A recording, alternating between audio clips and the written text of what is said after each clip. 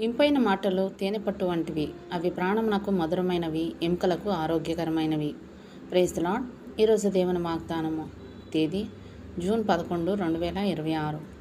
సామెతల గ్రంథము 16వ అధ్యాయం 24వ వచనము. ఇంపైన మాటలు తేనెపట్టు వంటివి, అవి ప్రాణమునకు మధురమైనవి, ఎముకలకు ఆరోగ్యకరమైనవి. ఆమేన్.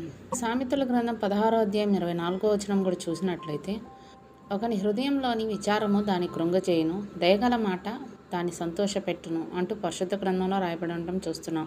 ఈ రోజుల్లో చాలామంది యువత స్ట్రెస్, టెన్షన్, భయం మధ్య జీవిస్తున్నారు. కానీ ఒక మంచి మాట చెప్పాలంటే, ఒక ప్రోత్సాహం, ఒక ప్రేమతో మాట్లాడిన మాట ఎవరి జీవితాన్నైనా మార్చగలదు. నువ్వు కూడా ఎవరికైనా మంచి మాట చెప్పే వ్యక్తిగా ఉండు. నీ మాటలు వాళ్లకు హోప్ ఇవ్వగలవు.